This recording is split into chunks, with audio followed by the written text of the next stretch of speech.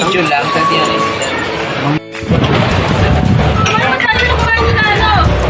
Hello guys! Eto na po kami ngayon. Nasa harap na kami ng dagat. Kainan na! Ayan, magkakainan na sila. Ayan, kainan na! Hello guys!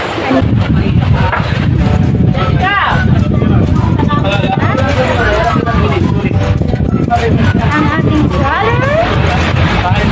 Brother-in-law. kumain na kayo. Ang ating sa pang-brother dyan.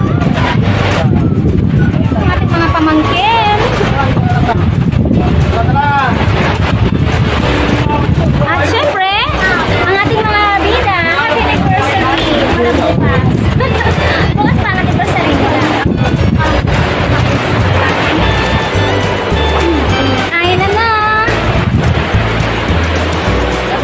Kasi si nanay, parang ano, nag-i-imagine, hindi ako kumakain. Lima-lima na ako. So guys, kaya muna tayo.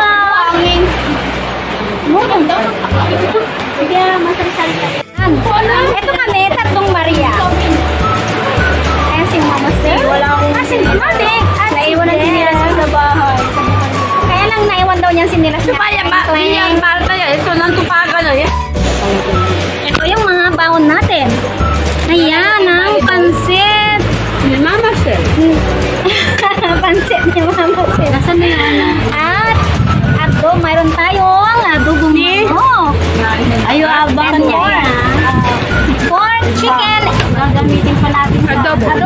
Pork, chicken, adobo. Alam mo lang, siyempre may kanin dyan. At meron tayong pinakbet. Ayan. Ayan tayo. Wow, saan naman ang ambience dito?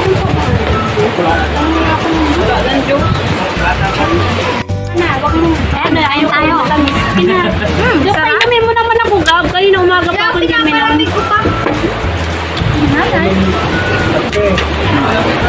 Antay ng gulay. Ito, sigarilya. Pinakbet. At mani. Makain na naman. Diyan kami tawagan dati Gerald kanina. Gerald, ay si Geraldine. Si Geraldine. Ay, si Gerald ang palaya. Sisi. Jacket. Sisi na lang. Ay, palabasa. Kabalang ko ano. Ay, silaw ako mga guys. Kalamin ako. Pricing. Ito ba sin? At Ay, naman ako.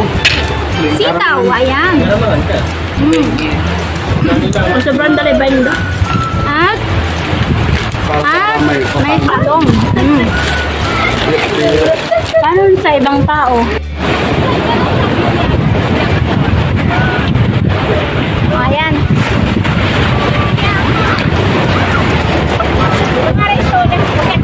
Ayan si Buntis. Ayan si Mati ko. Buntis na siya.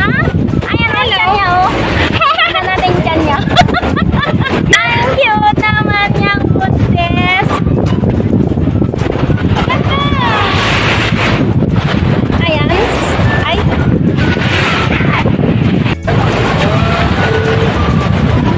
Ayan si Jeff. Si Mavic. Ah.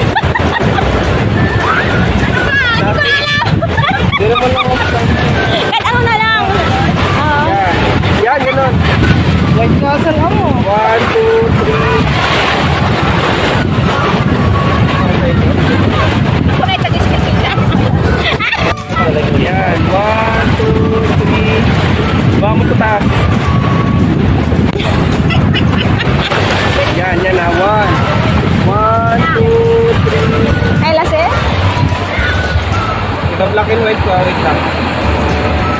Napagod. Napagod. May palat ka pala. Record.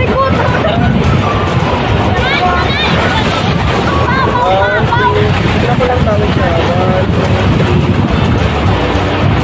3. Trending ito. Ano maliwanag? Action!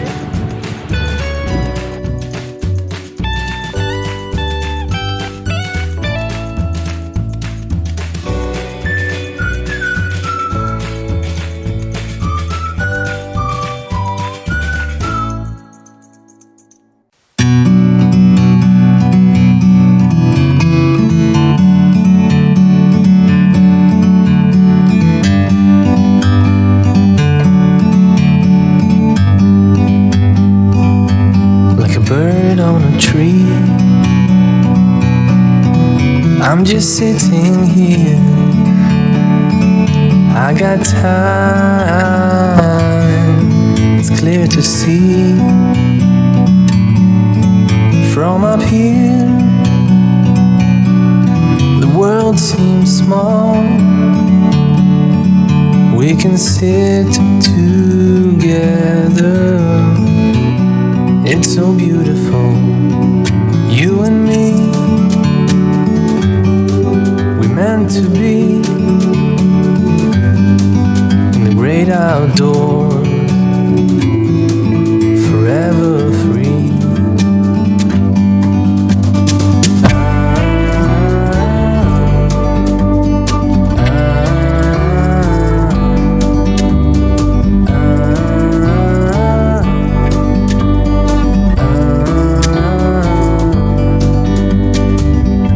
Sometimes you need to go and take a step back to see the truth around.